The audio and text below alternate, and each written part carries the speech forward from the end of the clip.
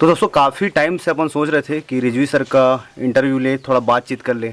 एक भाई है जो लगातार कमेंट कर रहे थे, लगभग 2 महीने से कमेंट कर रहे हैं, सचिन गुप्ता जी, और वो बहुत निराश भी हो गए थे कौशल भाई। मैं तो लास्ट बोला संडे को आ जाएगा। हाँ, संडे को आ जाएगा, आप लास्ट बोले हो। और मैं भी उनको रिप्लाई किया हूँ कि आ ही जाया करके। लगभग उनका 15 लगभग कमेंट है, और अभी बोला था कि अब नहीं आ पाएगा, रिजवी सर से बात और भी कई लोगों का तो ऐसे ऐसे आपके फॉलोअर हैं सर, ऐसे ऐसे फ्रेंड हैं जो वैसे जानना चाहते हैं। रिजवी सर से बातचीत करेंगे, उनका इंटरव्यू लेंगे, उनकी पूरी कहानी सुनेंगे। मैं देसी ट्रेवलर आप सबका बहुत बहुत स्वागत करता हूँ हमारे इस यूट्यूब चैनल में। तो चलिए स्टार्ट करते हैं आज का वीडियो। आगे का इंटरव्यू मेरे द्वारा। हाँ, आगे कौशल भाई इंटरव्यू लेंगे कंप्लीट, क्योंकि यहाँ पर 3 लोग बैठ नहीं सकते, और मेरे को सर से बार बार सवाल भी नहीं कर सवाल भी नहीं कर सकते। एक ही सवाल रहेगा, दोनों के वीडियो में जा रहा है। मेरा नाम सैयद कौसर शकील रिजवी है। जैसा कि नाम से थोड़ा सा आपको सुन के अटपटा लगेगा, काफ़ी लंबा नाम है। कौसर जनरली स्वर्ग की एक नहर है, ये नदी है। अच्छा। और शकील का मतलब होता है सुंदर। तो हमेशा मैं अपने माँ बाप से सवाल करता था कि मेरे हमेशा बोलते थे कि तू हमेशा भाग जाता है, साइकिल उठा के घूमने निकल जाता है, तेरे को घर का होश नहीं रहता, किसी से नहीं पूछता, बचपन से अनजाना है उसमें चल देता। तो मेरे को घूमने का काफ़ी शौक रहा। अच्छा। तो जब बड़ा हुआ तब मेरे माँ बाप मेरे को मेरे इस नाम का मतलब बताए कि तू एक नदी जैसा है और इसलिए बहते रहेगा जिंदगी भर, तेरा कोई ठौर ठिकाना नहीं रहेगा। आज तक बह रहे हैं आप? आज तक बह रहे हैं। आपका जन्म कब हुआ था सर? मेरा जन्म Date हुआ of था birth 12 अक्टूबर 1966 धमतरी में। धमतरी के आप धमतरी के हॉस्पिटल में हुआ था, मगर बेसिकली मेरा लालन पार्षण पूरा कुंडागांव में हुआ, वहीं पढ़ाई हुई पूरी। मैंने MA सोशलॉजी किया हुआ है। अच्छा। साथ में जर्नलिज्म का भी कोर्स किया, और भी छोटे मोटे कोर्सेज होते ये सारे कोर्सेज कहाँ किए आप? ये ऑनलाइन सब प्लेटफॉर्म में। अच्छा। जो है रविशंकर यूनिवर्सिटी से और जी, दूसरी यूनिवर्सिटी से, उनके माध्यम से किया। आपके फैमिली में कौन कौन है? मेरे फैमिली में मेरे पापा और मेरे बड़े भाई तो अब रहे नहीं इस दुनिया में। मेरी मम्मी और 2 बहनें और 2 भाई और हैं जो अलग अलग जगहों पे हैं। और सब प्रॉपर आपका रहने वाले कहाँ के हो? प्रॉपर कुल आपका मतलब पुराना निकाला जाए? मेरा पुराना अगर हम लोग दादा परदादा शिजरा बोलते हैं या वंशावली बोलते हैं, तो हमारी वंशावली में ये था कि कानपुर के पास कोई रिजवी टोला है। रिजवी टोला। अच्छा। तो हमारे 14वीं पीढ़ी के जो दादा थे वो वहाँ के थे, और उनके बारे में भी कुछ हम लोग को जो जानकारी हमने बाद में जुटाई ये था कि अकबर को ये हाथी के सप्लाई करते थे। अच्छा। उस समय में तो ये व्यापारी थे। मुगल सल्तनत पीरियड में हमारे जो 14वें दादा थे वो इनको सप्लाई करते थे। उसके बाद फिर जब महाराष्ट्र की तरफ कुछ रिक्वायरमेंट आई, महाराणा प्रताप और इस तरह के जो राजशाही लोग थे, तो हमारे दादा ने उनको सप्लाई कर दिया हाथी। अच्छा। तो वो टीटी खत्म हो गई, इसकी वजह से मुगल सल्तनत हमारे दादा के पीछे पड़ गई, और हमारे दादा भाग के वहाँ से ये इधर इस तरफ आ गए, छत्तीसगढ़ के जंगलों में आ गए। फिर धीरे धीरे माइग्रेशन हुआ। तो मेरे जो लास्ट दादा थे वो धमतरी के थे। अच्छा। और उनको करिया मुंशी बोला जाता था, वो अंग्रेजों के मुंशी थे। अंग्रेजों के मुंशी थे। अच्छा। हमारे गिंदा भैया आ गए हैं और हमारे लिए चाय लेके आए हैं। ये हमारा बस्तर ट्राइबल होम स्टे का खासियत। अगर यहाँ कोई भी क्लाइंट्स आते हैं, क्लाइंट्स शब्द का इस्तेमाल कर रहा हूँ, यहाँ के अतिथि होते हैं, क्लाइंट नहीं होते हैं, तो जो अतिथि आते हैं उनके लिए टाइम टू टाइम, मेरे ख्याल से 3:30 का वक्त है, 3:30-4 के वक्त में चाय परोसा जाता है। तो ये आपके ट्राइबल होम स्टे का खासियत है। आप अपने जीवन में पहला काम कौन सा किए थे और कब किए थे? मैंने कितने साल पहले की बात है जब आप जीवन में पहला काम कोई किए होंगे? हाँ, उस टाइम तो शुरू से तो मैं अपने पिताजी के साथ ही काम किया। उनका जो व्यापार था उनके उसमें हाथ, मतलब क्या व्यापार था उनका? वो गौलोचन बोलते हैं, एक अच्छा। तरह का स्टोन है वो। हाँ। ब्लैडर के अंदर में होता है एनिमल्स के। हाँ। तो उसका एक्सपोर्ट का काम करते थे, मैं उनके साथ था। फिर समय बदलते गया, मेरे पिताजी हमेशा बोलते थे कि तुमको नौकरी नहीं करनी है, अच्छा, तुम खुद का कोई व्यापार करो, खुद का कोई बिजनेस करो। तो बहुत सारे मैंने एक्सपेरिमेंट किए लाइफ में। कभी फर्नीचर की दुकान खोला, कभी सरसों खरीदी का बाजार हाट जो बोलते हैं बस्तर में। अच्छा। उसको भी किया। फिर गौलोचन का भी काम किया। उसके बाद फिर उसमें भी मन नहीं भरा तो गोदरेज कंपनी में काम किया। यूरो का था, फोर्क लिफ्ट थी। तो कुल मिलाकर के बस मस्त मौला वाला जिंदगी आपका रहा है, और नाम का असर हमेशा रहा। जी। साथ पीछा नहीं छोड़ा। इस क्षेत्र में आपका हम लोग साथियों एक और बात बता दूं, अभी हम लोग हैं नानगुर, जो कि जगदलपुर से तकरीबन 22 या 25 किलोमीटर की दूरी पर स्थित है। और नानगुर से महज 3 किलोमीटर या 4 किलोमीटर की दूरी पर है छोटा कवाली। हम छोटा कवाली में है सर, छोटा कवाली में रहते हैं। तो सर इस ओर कब आना हुआ आपका और क्या सोच करके आप इधर आए? दरअसल मैं एक प्रोजेक्ट में काम कर रहा था, डेनिडा करके थी। 2002 में इसको ज्वाइन किया। वो 7 साल का प्रोजेक्ट था, और उस 7 साल में बस्तर संभाग के 12 ब्लॉक्स में मेरा काम था कि स्व सहायता समूह बनाना, उनको फंडिंग करवाना। जी। तो बहुत घूमा, तो ये एरिया मेरे को काफ़ी शांत लगा, बहुत अच्छा लगा। यहाँ पर हिली रीजन भी था, अगर जियोमेट्री के हिसाब से भी देखें तो पहाड़ी क्षेत्र भी है, पठार भी है, जंगल भी है, नदी भी है, 3-4 तरह की ट्राइब्स भी हैं यहाँ पर, कल्चर भी काफ़ी रिच था। तो वो इतना अट्रैक्टिव था, तो मैंने सोच लिया था कि भाई बस मेरे को यहीं सेटल होना है। अच्छा, और उसके तभी बाद से मैं आपने settle फैसला ले लिया था। जी। एक बात और बताएंगे सर, रहने वाले तो आप बस्तर संभाग के ही हैं, लेकिन आपका जो पर्सनालिटी है या आपका जो एजुकेशन है, आप चाहते तो बड़े शहरों की ओर रुख कर सकते थे, रायपुर, दिल्ली, मुंबई या फॉरेन कंट्रीज में, लेकिन आपने इसी स्थान को अपना कर्म भूमि के रूप में क्यों चयन किया और क्या लगाव या जुड़ाव आपका इस क्षेत्र में हो गया? कितने सालों से हो आप? मेरे को तो काफ़ी साल हो गए, 32 साल हो गए मेरे को। 32 साल से आप, क्या कारण है ऐसा जो 32 सालों से आप यहाँ टिके हुए हो? दरअसल मैं वही बोला कि भाई चूँकि जैसी जैसी उम्र बढ़ती है तो आदमी के अंदर में स्टेबिलिटी आती है, तो वो सोचता है कि भाई कुछ जीवन का उद्देश्य होना चाहिए उसका। क्योंकि मेरे पिताजी स्वयं समाज सेवी थे, वो एजुकेशन में काफ़ी उन्होंने काम किया था। दूसरी बात, व्यापारी का बैकग्राउंड था, तो कुछ गुण ऐसे थे कि मैं व्यापार भी नहीं कर सकता था, किसी को मेरे मुंह से गाली गलौज भी नहीं निकलती थी, बड़े सॉफ्ट नेचर के थे मेरे पिताजी। व्यापारी जैसा हार्डनेस नहीं था आपके? हार्डनेस नहीं था। हाँ। तो मेरे को लगा कि भाई कुछ अब ऐसे ही काम करना चाहिए जिससे अपना जीवन भी चल जाए और इस क्षेत्र के लोगों को हम कुछ सर्विस के सेक्टर को आपने चुना कि किसी को सर्विस अपन दे सके।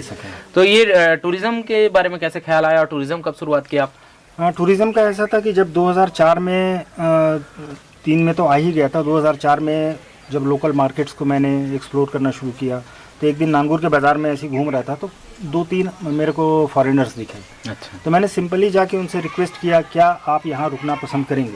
अच्छा, डायरेक्ट जाके आप पूछे उनसे? डायरेक्ट मैंने पूछा, क्योंकि अंग्रेज़ी पिताजी के माध्यम से मैं सीखा था, फ्लुएंटली बोल सकता था, तो मैंने हिम्मत करके बोली कि चलो पूछ के देखते हैं। अच्छा। लोग आते हैं, शाम कहाँ को से चल थे वो देते फॉरेनर? हैं। वो जर्मनी के थे। जर्मनी के थे। तो उनसे रिक्वेस्ट किया, उनसे पूछा, तो वो बोले वाई नॉट। अच्छा, वो भी ऐसा ही जगह खोज रहे थे कि भाई कोई होस्ट करने वाला मिल जाए। हाँ। और फौरन वो होटल में फ़ोन करके उन्होंने बोला कि आज चेकआउट करते हैं, और वो सीधा मेरे होम। ये 2004 मतलब आज से तकरीबन 16-17 साल। 16-17 साल। बहुत उस समय मेरे ख्याल से ये एरिया और रेयर रहा होगा, या फिर बहुत सुंदर था, बहुत अच्छी, लोगों का आवागमन भी यहाँ कम रहा होगा, कम रहता था। तो उस समय आप पहले उनसे मिले जी, फिर उसके बाद कैसे ख्याल आया कि अब टूरिज्म में काम करें? उनसे जब चर्चा हुई रात को खाने पे, वो 3-4 दिन रुके, उसके बाद उन्होंने बोला कि भाई बहुत सारे हमारे जैसे टूरिस्ट हैं, हिचाइकर्स हैं, जो बस्तर को करीब से देखना चाहते हैं, यहाँ के खान पान, संस्कृति, मगर होटल में रह के वो सब चीज़ें होती नहीं। तो उन्होंने ही मुझे सजेस्ट किया कि भाई कुछ कमर्शियल वेबसाइट्स हैं, उन्होंने मेरे साइट्स, चूँकि उस टाइम तो इंटरनेट एक्सेस भी नहीं था यहाँ पर इस क्षेत्र में, तो उन्होंने मेरा जीमेल भी उन्होंने खुद क्रिएट किया। अच्छा, उन्हीं लोगों ने आपका बनाया? हर चीज़ बनाई, और उन्होंने बोला कि भाई वीकली आप जाके जगदलपुर से इंटरनेट का एक्सेस करिए, लोग आपको मेल करेंगे, अगर आपको लगता है कि आप काम के अलावा ये काम भी कर सकते हैं तो बिल्कुल इसको। ठीक उसी प्रकार से हुआ, मतलब अगर आप कुछ करने की इच्छा अगर रखते हैं, दिल में जज्बा है, तो खुदा भी आपके लिए रास्ता बनाना चालू कर देता है। ठीक उसी प्रकार से आपके साथ हुआ। तो आप कब तक ये फ्री होस्टिंग का काम करते रहे? मैं एक चीज़ और बता दूं दर्शकों, आप लोगों को, सर का शुरू जो क्लाइंट थे, पहले क्लाइंट, वो फ्री में ही आप होस्ट कर रहे थे उनको, और उसके बाद लगातार सर फ्री होस्टिंग किए हैं इस जगह के डेवलपमेंट के लिए, टूरिज्म के डेवलपमेंट के लिए। तो सर बताएंगे कब तक आपने फ्री होस्टिंग किया है? 2004 में मैंने काउच सर्फिंग को देखा। काउच सर्फिंग एक बार बताएंगे हमारे जो छत्तीसगढ़ के क्लाइंट हैं? एक ऐसा वेबसाइट है जहां पर आप किसी भी क्षेत्र के लोगों से जाके मिल सकते हैं, रुक सकते हैं। लेकिन काउच सर्फिंग होता क्या है? वो फ्री होस्टिंग साइट है, मतलब आपको मुफ्त में लोगों को रुकाना है। तो सर मैं यही जानना चाहूँगा कि आप कब तक ये काउच सर्फिंग वाला काम को किए हैं? 2004 में जब देखा वेबसाइट, उसके बाद चूँकि बहुत सारे उसके नॉर्म्स थे। नॉर्म्स का मतलब ये होता है कि भाई आपके यहाँ हाइजीन मेंटेन को देखना है। हाँ। कि भाई और भी जो दूसरे तरह के थ्रेट हैं, चूँकि फॉरेनर्स आते हैं तो उनको बहुत सारी सुरक्षा मानदंडों का पालन करना पड़ता है। जी हाँ। चूँकि बस्तर शुरू से ऐसा रहा है कि नक्सल प्रभावित रहा है, तो बहुत सारी शुरू में दिक्कतें गई कि पुलिस विभाग भी ये नहीं चाहता था कि फॉरेनर क्लाइंट्स आए या फिर बाहरी लोग आए रुके। तो उस टाइम वैसी स्थितियाँ थी, मगर धीरे धीरे स्थिति में सुधार हुआ और 2007 तक मैं फ्री होस्टिंग करते रहा। उसके बाद फिर इजराइल का 2004 से 7 तक जी, तो उसके बाद फिर इजराइल का, हाँ शायद 12 तक है, शायद 12 तक की, हाँ 2004 से 2012 तक। एक चीज़ और मैं बता दूं, पीछे मैम है, भास्कर मैम, जो काफ़ी टाइम से सर के पार्टनर रहे हैं, पीछे हैं अभी पर्दे के पीछे, बाकी वो हमेशा से इनके पार्टनर रहे हैं। और वो बता रहे हैं 2012 तक, है ना मैम, 2012 तक सर जो है फ्री होस्टिंग किए हैं। उसके बाद फर्स्ट पेड क्लाइंट के बारे में बताइए और अनुभव भी बताइए कि कैसा रहा पहला पेमेंट, पहला आना हाथ में, मैंने क्या अनुभव था, कितना था, क्या सैलरी था? इजराइल का एक आया हुआ था जी। वो आईटी सेक्टर का आदमी था, वो भी विजिट किया। उसके बाद उसने बोला कि भाई आप कब तक ऐसा करेंगे, आपका भी अपना जीवन है और आपको इसके लिए चार्ज करना सही चाहिए। है, सही है। तो उन्होंने रिक्वेस्ट किया काफ़ी, और शायद 8 से 10 हज़ार रुपये 3-4 दिन हमने रुकाया था, तो वो देखे गए 8 से 10 हज़ार 8 से 10 हज़ार रुपये। मगर चूंकि मेरे को लेने की आदत नहीं थी शुरू से, तो ऐसा लगता था कि वो 2004 अतिथि से है। 12 तक आप फ्री काम कर रहे हो। मगर वो अतिथि है ना, हाँ। कुल मिला के। तो जी हाँ। वो भाई हम भारतीयों की यही तो आदत खराब है कि हम अतिथियों के चक्कर में अपनी ऐसी तैसी करा लेते ऐसी करा लेते हैं, मगर मुंह से आवाज़ नहीं निकलती। सही है, सही है। तो मेरे को भी काफ़ी हिचक हुई, मगर उन्होंने बहुत रिक्वेस्ट किया। और उन्होंने एक रिक्वेस्ट ये किया कि भाई इस क्षेत्र में जब मैं घूम रहा था तो बच्चों को बहुत सारी समस्याएं हैं। तो वहाँ से एक आइडिया आया कि वाकई में हम अपने क्षेत्र के जो बच्चे हैं या महिलाएं हैं या पुरुष हैं, लोकल रीजन के लिए हम काम कर सकते हम हैं। क्यों नहीं कर सकते। हाँ, हाँ। तो वहाँ से एक दिमाग में आइडिया आया कि चलो बच्चों के लिए शुरुआत किया जाए, और वो पैसे से हमने ये जो सुपोषण वाला काम है उसको शुरुआती तौर पे शुरू किया। जी जी। और ये बताएंगे, जैसे कि आपने जिक्र किया नक्सल का, तो बस्तर शुरू से नक्सल प्रभावित क्षेत्र रहा है, आप जान रहे हैं। हालांकि अभी वर्तमान समय में काफ़ी कुछ सुधार है, 90% मेरे ख्याल से मैंने जो अनुभव किया सुधार हो चुका है। लेकिन जिस वक्त आप कर रहे थे उस समय लालगढ़ के लाल सलाम या खूनी क्षेत्र के दहशतगर्द के क्षेत्र में जाना जाता था, तब आप कैसे क्लाइंट को हैंडल करते थे, या लोग आते थे कि कौन कौन से एरिया घुमाते थे, क्या आपका सोच क्या रहता था कि मैं कभी मुलाकात अगर हो जाता है तो किस प्रकार से हैंडल करना है? देखिए शुरुआती में तो ऐसा था कि भाई पूरा क्षेत्र, इवन नानगौर, छोटे कवाली, यहाँ भी नक्सली लोग बैठक बुलवाते थे आसपास के जंगलों में, यहाँ के लोग जाते थे। हालांकि उन्होंने कभी वैसा हमसे तब नहीं, क्योंकि उस समय मैं वेटनरी डिपार्टमेंट के साथ भी काम करता था। अच्छा। तो हर गांव में मेरा घूमना होता, तो शायद नक्सलियों को ये बात पता थी कि भाई ये एक तरह के फ्री सर्विस इन लोग देते हैं और इनको छेड़ना नहीं, समाज हित में काम कर रहे हैं, समाज हित में काम कर रहे हैं, इसलिए नहीं करना चाहिए। और आज तक नक्सलियों की तरफ से हमें किसी तरह की कोई वार्निंग नहीं आई। और आप पूरे भारत में भी देखेंगे तो नक्सलियों की तरफ से मेरे ख्याल से किसी टूरिस्ट को आज तक थ्रेट नहीं पहुंचा है। मेरे ख्याल से भी मैं बार बार अपने वीडियो में बताता हूं हमारे दर्शकों को कि आप आइए यहाँ पे, और टूरिस्ट के लिए पूरा खुला हुआ है, सभी के लिए खुला हुआ है, मेरे हिसाब से कोई ऐसा दिक्कत नहीं है।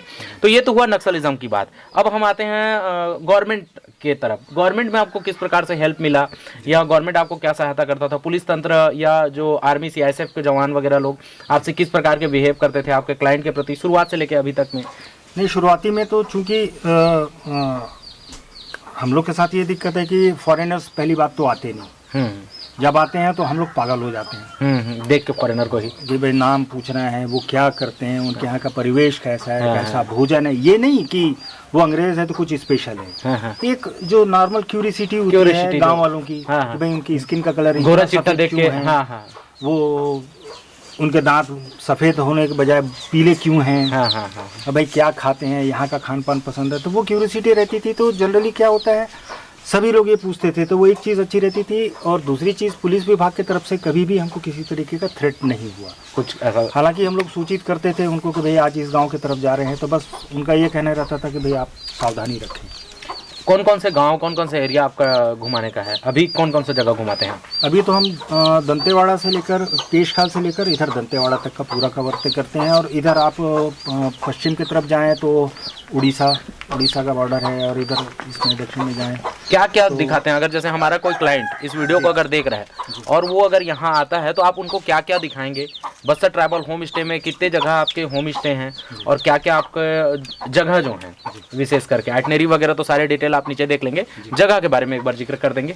जैसा कि बस्तर के बारे में आपको पता है कि यहाँ नेचुरल जो लैंडस्केप है बहुत शानदार है। यहाँ पर चित्रकूट है, तीरथगढ़ है, उसके अलावा छोटे छोटे बहुत सारे जलप्रपात हैं।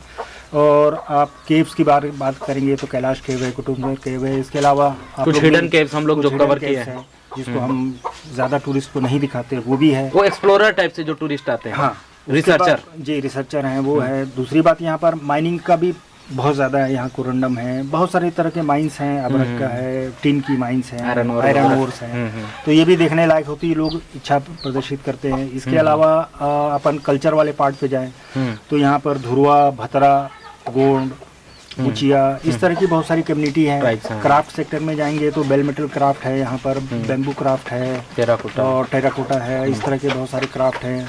अब फिर फेस्टिवल की बात करते हैं तो हर 2 महीने के आड़ में आपको एक न एक फेस्टिवल मिल ही जाता है, चाहे हरेली हो, हमूस हो, इस तरह के जितने जतरा हो। लोकल बाजार हैं, आपको हर रोज़ 2-3 मार्केट अलग अलग जगहों पे दिखाई पड़ी जाते हैं। तो ये जो हमारे मेहमान हैं, ये उनकी इच्छा के ऊपर है कि वो किस तरह चीज़ों को देखना चाहते हैं, हम उसके हिसाब से उनको वो सुविधा उपलब्ध करा दें। एक बार हमारे दर्शकों को ये भी बताएंगे सर आप कि जो बस्तर है, मैं बस्तर को 3 कैटेगरी में डिवाइड कर रहा हूँ, आप भी समझेंगे मैं 3 कौन कौन से कैटेगरी में डिवाइड कर रहा हूँ। एक पहला जो नक्सलिज्म के लिए जाना जाता है, लोगों के मन में नक्सलिज्म को लेकर के बहुत ज़्यादा अभी भी भय है, इसके बारे में थोड़ा जिक्र करेंगे। देन उसके बाद जो बस्तर के प्रमुख जो मेन स्ट्रीम में रहने वाले पर्यटन स्थल है, जैसे कि तीरथगढ़, चित्रकूट, कुटुमसर गुफा और भी जो कैलाश गुफा, ये एक जगह हो गया। और इसके अलावा जो आप कर रहे हैं, जो बस्तर ट्रैवल होम स्टे के द्वारा आपके द्वारा कराया जाता है, जिसमें आप जो रिचुअल्स हैं, परंपराएं हैं, रीति रिवाज हैं, जो उनका त्योहार है या फिर रहन सहन है या फिर जंगल है, हिडन केव्स वगैरह है, ये तीनों को मैं अलग अलग डिवाइड कर रहा हूँ। तीनों के बारे में हमारे क्लाइंट्स को बताएंगे, हमारे व्यूअर को बताएंगे कि इन तीनों में से बेस्ट पार्ट कौन सा है, क्या देखना चाहिए या क्या चीज़ आपका ओपिनियन है। सबसे पहले तो नक्सलिज्म के बारे में आप लोग को एकदम क्लियर कट कर दूं कि नक्सलिज्म का पर्यटकों से कोई लेना देना नहीं है। इवन वो लड़ाइयों में हम जाना भी नहीं चाहते कि वो क्यों हो रहा है, क्या है उसके पीछे मकसद है। हमारा काम है बस पर्यटकों को वो अच्छी सुविधा देना। दूसरी चीज़, जनरली टूरिज़्म बोर्ड है या जितने भी प्राइवेट टूरिज़्म एजेंसीज हैं, उनका मुख्य फोकस होता है चित्रकूट, तीरथगढ़, कुटुमसर, कैलाश गुफा। ज्यादा हुआ तो क्राफ्ट में बेल मेटल, शबरी एम्पोरियम, वो तो जगदलपुर सिटी में दिखाते हैं ना, तो वो बस्तर को बहुत सीमित कर देते हैं। जी हाँ, जबकि यहाँ पर अपार संभावना है। जी, मैं यही जानना चाहता था। तो उसमें क्या होता है कि जब तक आप किसी होम स्टे में आप यूज नहीं करेंगे, वहाँ के लोकल फूड को नहीं जानेंगे कि भाई जनरली अभी हम अपने नॉर्मल जीवन में देखते हैं कि भाई अभी हमको 12 मासी पालक भी मिल जाती है, गोभी भी मिल जाती है, कुंदरू भी मिल जाता है, सब मिल जाता है, मगर ग्रामीण अंचल में ये सब चीजें देखने को नहीं मिलता है। मौसम पर डिपेंड है। हाँ, क्योंकि ग्रामीण सीजन वाइज चीजों को खाता है। जी हाँ। और उससे उनकी सोच में, उनकी संस्कृति में, उनके त्योहारों में, इसी वजह से वो इतने सारे वास्ट आपको चीजें देखने को मिलती है। जी हाँ। शहरी क्षेत्र में कोई त्योहार नहीं है, कोई कुछ नहीं है।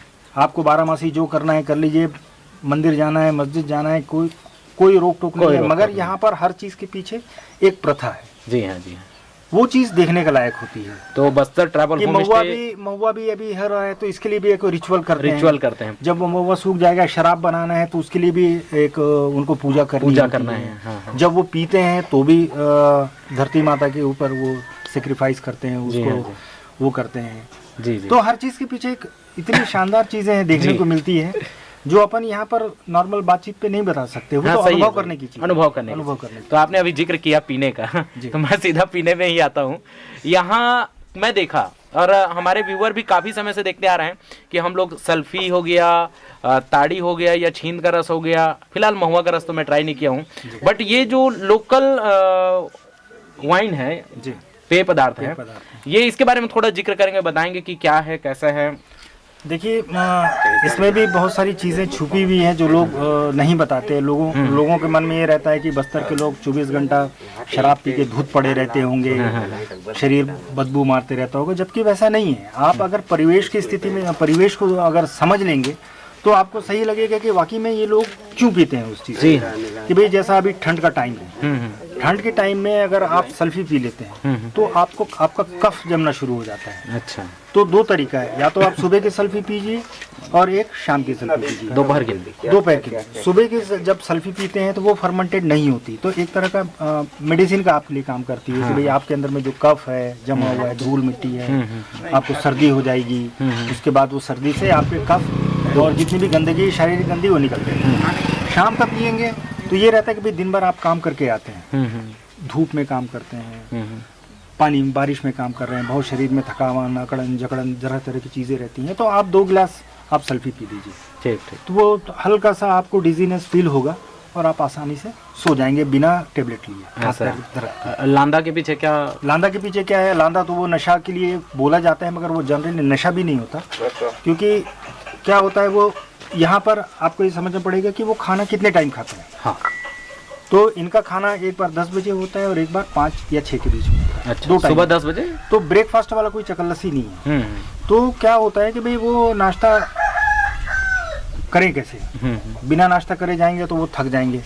तो ये जो लांदा है या इस तरह का पसिया है या पेय जो आप बोलते हैं, वो सुबह से ही उसको पी लेते हैं। तो वही पेय पदार्थ का भी काम कर रहा है, नशा का भी काम कर रहा है, आपकी भूख भी मिटा रहा भोजन का है भी काम कर और रहा है। आपको एनर्जी भी दे रहा है। अच्छा, मल्टीपर्पज यूज हो रहा है। मल्टीपर्पज यूज है। तो अच्छा। आप इसे आप नशे के लिए समझ लीजिए हाँ, हाँ। या भोजन के लिए समझ लीजिए, ये आपकी इच्छा पर निर्भर है। ऐसा। चलिए ठीक है, ये तो हो गया हमारे बस्तर ट्राइबल होम स्टे के बारे में। अब हम कुछ जानते हैं। सर का एक संस्था है चरामेती फाउंडेशन। चरामेती फाउंडेशन को जानने से पहले मैं आपको बता दूं कि पूरे छत्तीसगढ़ में कुपोषण का जो दर है बस्तर संभाग में कुछ स्तर ज़्यादा है, बड़ा है। तो क्या कारण है इधर कुपोषण होने का? और सर ने जो चरामेती फाउंडेशन खोला और काफ़ी अच्छे ढंग से अभी काम कर रहे हैं, बताएंगे सर। दरअसल में जब हम लोग अलग अलग गांव में टूरिस्ट को लेके जाते थे तो अक्सर देखने में आता था कि बच्चों का पेट काफ़ी बड़ा हुआ है, निकला हुआ है। जी। तो हमको तो ये मेडिकल लाइन के हम थे नहीं, हमको समझ नहीं थी। तो किसी डॉक्टर से कंसल्ट किया, उन्होंने बताया कि ये कुपोषण की वजह से उनके लीवर में प्रॉब्लम है। अच्छा। अब ये बात हो रही है कि भाई पहले जो बस्तर के लोग थे बड़े हिस्ट पुष्ट होते थे, उनको किसी तरह की समस्या नहीं थी। अचानक से आज कुपोषण। से 40 साल पहले की अगर बात करें तो बस्तर में शायद कुपोषण था ही नहीं। 1% भी नहीं रहा होगा। 1% भी नहीं रहा। क्योंकि क्या होता था, वो जो कमाते थे या जो उपजाते थे तो उसका आदिवासी उपभोग ट्राइब्स तो मजबूत खुद और करते थे। हाँ। वो खुद करते थे। जी हाँ। मगर जैसे ही हमने उनको मार्केट में इंट्रोड्यूस किया, उनकी अच्छी चीजें हमने लेनी शुरू करी और अपनी कचरा चीज हमने आदिवासियों को देना शुरू कर दिया। तो उनका जो लाइफ स्टाइल था वो टोटल हमने डिस्ट्रॉय कर दिया, जिसकी वजह से आज कुपोषण है उनके अंदर में। कि भाई मिलेट्स जो लगाते थे वो अब एक्सपोर्ट होना शुरू हो गया। यहाँ के जो पुराने अच्छे धान थे, जो बारीक धान होते हैं, उसमें बागटी चूड़ी, तरह तरह की वैरायटीज है। आज एक भी आदिवासी के घर में वो वैरायटी आपको खाने वो नहीं खाता। वो राशन का लाके खाता है। देसी मुर्गा घर में पालता है, वो कभी नहीं खाता, उसको बेचता है और उसके बदले में वो छिंडी और ये जो सरकारी है ब्रायलर ये सब खाता है। तो आप बताइए कि उसका शरीर स्वस्थ कैसे रहेगा? सही बात। फिर यहाँ का हार्श वेदर है, गर्मी पड़ती है तो बेतहाशा पड़ती है, तो उसके हिसाब से उसको उतनी एनर्जी नहीं मिल पाती, उतनी ऊर्जा नहीं मिलती, जिसकी वजह से वो माँ भी कुपोषित, बाप भी कुपोषित, तो बच्चा भी कुपोषित हो गया। तो इसी को ध्यान रखते हुए हमने ये कैंपेन शुरू करी थी। हम सोशल मीडिया में बच्चों की फोटो को पोस्ट करते हैं और लोगों से रिक्वेस्ट करते हैं कि ये भी आपका सामाजिक दायित्व है। जी हाँ। आप भी हमें सहयोग करें ताकि हम बस्तर से कुपोषण को दूर करें। तो आप इस चरामेती में अभी क्या क्या करते हैं, कौन क्षेत्रों में जाते हैं? चरामेती में हम लोग जितने भी अभी तक तो हमने 9 पंचायत को पकड़ के रखी हुई है। जी। और 82 बच्चे हमारे हाथ में हैं जो गंभीर और मध्यम कुपोषित बच्चे हैं। हर महीने 1 किलो सूखा दूध हम ये देते हैं। MCT ऑयल आता है वो देते हैं। साथ में चूँकि पानी की समस्या है यहाँ पर और हाइजीन पार्ट काफ़ी वीक है, तो उनको स्किन की बहुत सारी डिजीज़ हो सकती है, तो उसके लिए मेडिसिन जो है या कैंप करते हैं। या किसी को आँख की समस्या है उसको रायपुर है या बिलासपुर है, हमारे जो साथी हैं उनके सहयोग से ये सब चीज़ों को हम लोग कर रहे हैं। जी हाँ। अब हम आ जाते हैं, जैसा कि आपने टाइटल में ही देखा 71 या 72 गांव का सेक, तो हम अब मेन मुद्दे पे आते हैं, टाइटल पर आते हैं। सर इसको बताएंगे, 71-72 गांव का सेक बोला जाता है आपको, क्या है ये कहानी? नहीं, जनरली अभी तक तो ऐसा कोई इंसिडेंट नहीं हुआ कि कोई मुझे ये बोले कि भाई आप किस जाति के हो। जी हाँ। बस्तर की यही विशेषता है कि आप कहीं भी चल दे, आपको जाति से नहीं पूछेगा। जाति धर्म यहाँ लेना देना नहीं है, कोई लेना देना नहीं। ये तो बनी बनाई कहानियां हैं, लोग अपने स्वार्थ सिद्धि के लिए इस तरह की चीज़ें करते हैं। और दूसरी बात, मेरा अपना मानना ये है कि धर्म आपके खुद के लिए होता है। जी हाँ। वो सार्वजनिक प्रदर्शन की चीज़ नहीं है। जी हाँ। भाई धर्म से आप सीखते हैं, अच्छे कर्म अच्छे गुण अपनाते हैं और उसको फिर आप रेप्लिकेट करते हैं अपने समाज के अंदर। जी हाँ।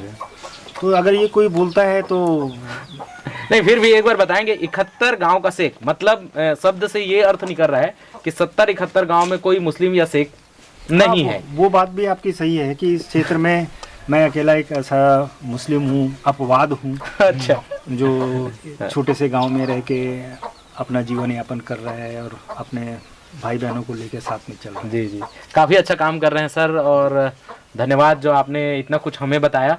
एक लास्ट क्वेश्चन रहेगा मेरा, आपका फ्यूचर प्लानिंग क्या है, आगे क्या करना चाहते हैं, बस्तर के लिए क्या करना चाहते हैं, अपने लिए क्या करना चाहते हैं, आगे क्या सोचते हैं आप? देखिए अभी तो 54 साल का हो रहा हूँ, जी हाँ। ये यानी आखिरी पड़ाव जहाँ से आदमी का शुरू होता है।